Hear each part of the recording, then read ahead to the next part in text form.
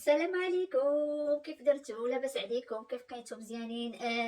دائما جيت وجبت لكم جديد، لان مادام جيراننا العزاز الحباب الكبيدات ديالنا تيهضروا وتينبشوا وتينبحوا كل نهار، فضروري حنا ما نردوا. نهار اللي غادي يسكتوا حنا غادي نسكتوا، نهار اللي غادي توقفوا حنا غادي توقفوا. جبت لكم 3 ديال لي فيديو.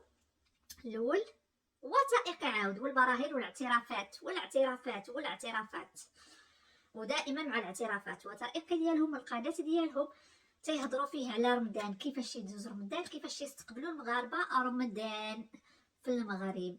غادي تشوفوا التقاليد المغربيه، غادي تشوفوا 27 اللي هي ليله ما كاينه حتى فشي بلاد من غيرنا حنايا اللي تنديروا داكشي.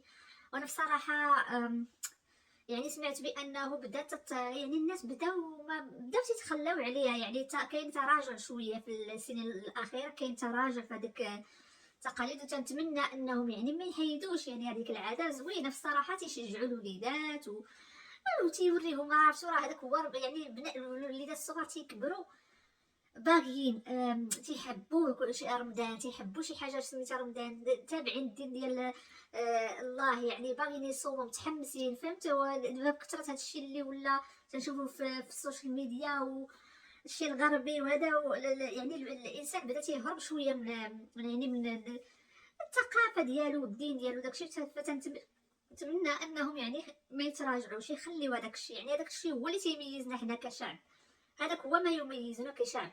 اما لا حيدناه صافي ما وقع عندنا والو، ما وقع عندنا والو. شنو باش غادي يكونوا متميزين؟ فالمهم وثائقي تهدر. ولكن الا تلاحظوا انا عندي واحد الاشاره اولا واحد الملاحظه اللي لاحظتها، انهم فاش هضروا على الحلويات قالوا من بين الحلويات كعب غزال، وما قالوهاش كعب غزال.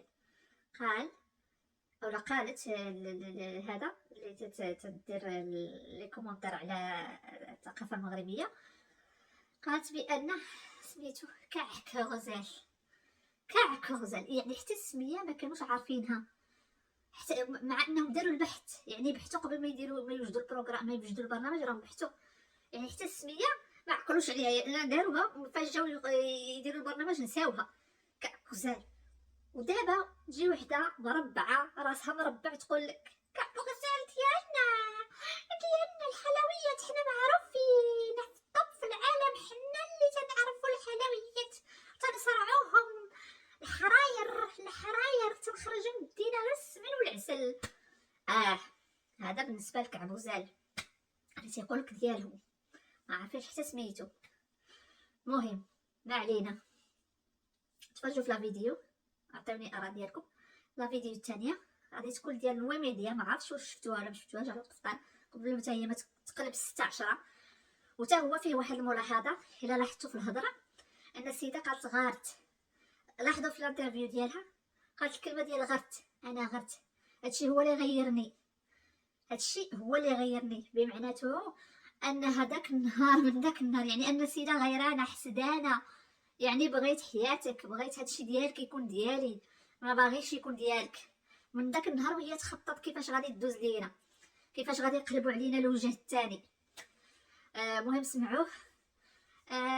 لا فيديو الاخرى يعني هي اللي صافي سالات معايا، فشلاتني، ديال وحده مغربيه ساكنه تما عندهم، دايره تنقافت، تخدم نقافه. تفرجوا فيه وغادي تشوفوا اللي غادي تلاحظوا هنا. ماشي مشكل، المهم انا حطات هذاك الشيء انه مغربي وكذا وكذا وكذا وكذا، يعني باش تكون شويه ديال العداله. مي في اللباس ديال الرجال لا لاحظوا في اللباس ديال الرجال شنو كاين. حيدات النجمه ديالنا، دارت النجمه ديالهم. انا فاهمه بانك انت في بلادهم خصك ديري لهم داكشي ديالهم، يعني دير لهم من انت قلتي مغربيه هادشي مغربي، اذا خاصو يبقى مغربي. مادام خفتي انك هذا، علاش درتي داك الطرزه؟ اصلا الطرزه ما تكونش، ما طرزيهاش، وهني راسك، كون لباس بلا طرزه وسالي سدات مادام. المهم انا بصراحه ما عندي تعليق، غنخليكم نتوما تعلقوا تفرجوا، ولكن حريه التعليق. وما تنساوش ديروا لي سبسكرايب، ديروا لايك، وتبارطاجيو بارطاجيو هاد الفيديو خصوصا اللي تيكونوا فيهم اعترافات كاملين بارطاجيوهم. الله يرحم لكم الوالدين. انا راه ما عندي غرض لا بفلوس ديال اليوتيوب ولا، انا قناتي مفعله فيها الشروط مفعله، وما انا ما دخلتش في الادسنس لحد الان، مازال ما دخلتش في الادسنس. يعني الغرض ديالي هو ان الناس تعرف، يعني شوف هادشي، لانني انا جاتني الغيره على هاد يعني التراث ديالنا تلقاوه بشتت بارطو. اللي جات يقول لك انا ديالي هادي، عاد نجيب لكم عاد فقتو عاد ضربتكم القلبه ولا هادشي ديالكم، هادشي عاد ولا ديالكم. حتى حنا وصلنا وشفتوا انه فيه فلوس، وصلنا لواحد المرحله اللي ولا التهافت عليه ولا الناس يطلبوه ولا فيه الصريف، عاد ولا ديالكم. يعني نتوما خليتونا درنا الخدمه وفي الاخر جايين تقولوا ديالكم. كلشي تيطاول عليه، كل من هب ودب من الشمال الجنوب للغرب، كلشي غدا تصبح شي ما عرف شي وحده شي دويله حتى هي باعته معنا تقول لك هادشي ديالي اجي تشوفوا. لان ما قال هذاك صافي ما بقيناش نستغربوا، يقدر يكون اي حاجه توقع، اي حاجه تكون. المهم ما علينا، تفرجوا في الفيديو، بارطاجيو، ديروا لايك. وش نقول لكم، لا فيديو جايه على الطاجين، ما تنساوش ديروا سبسكرايب.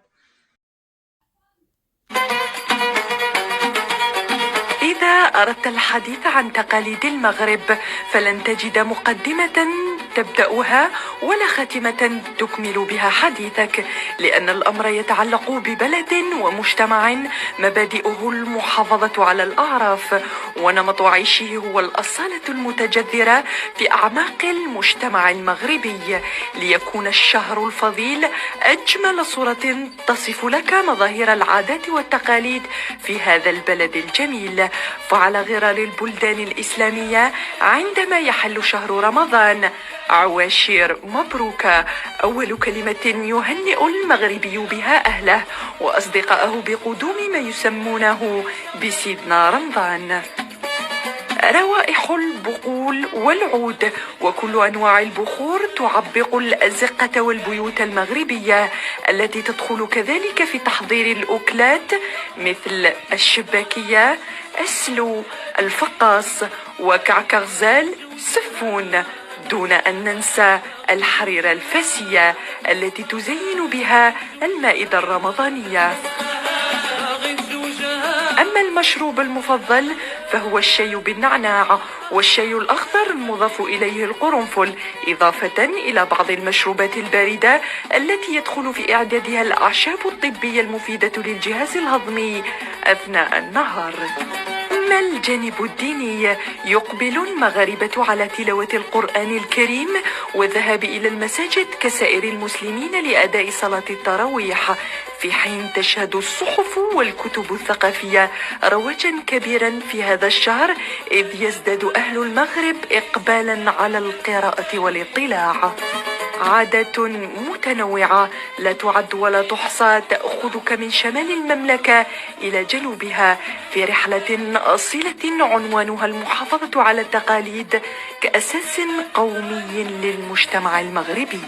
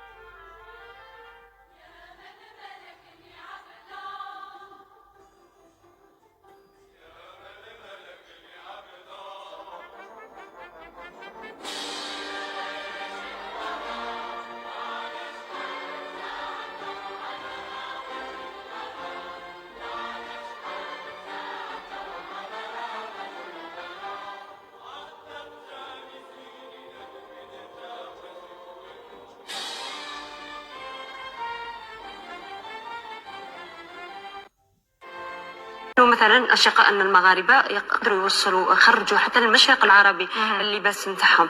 القفطان مثلا القفطان هو وهذا هو الشيء اللي خلاني نغير انايا بين قوسين. الشيء اللي خلاني نغير وسون كونتي ما ننساوش باللي راهو ولا انترناسيونال، حتى لي ستار تاع هوليود عادوا يلبسوا القفطان، باللي هذيك لاتوني ولات انترناسيونال، يعني ولات اي واحد يشوف القفطان يقول لك فوالا هذايا مروكي راكي مغربيه، عاد معروف. هذا الشيء انا بدات من هذا الشيء بدات النقطه ديالي وبدات الغيره ديالي. كنشوفوا القفطان المغربي وصل للعالميه، عاد فيه مهرجان عالمي للقفطان المغربي. اللباس التقليدي ديالهم اللي هو القفطان نشوفوه انه غزا يعني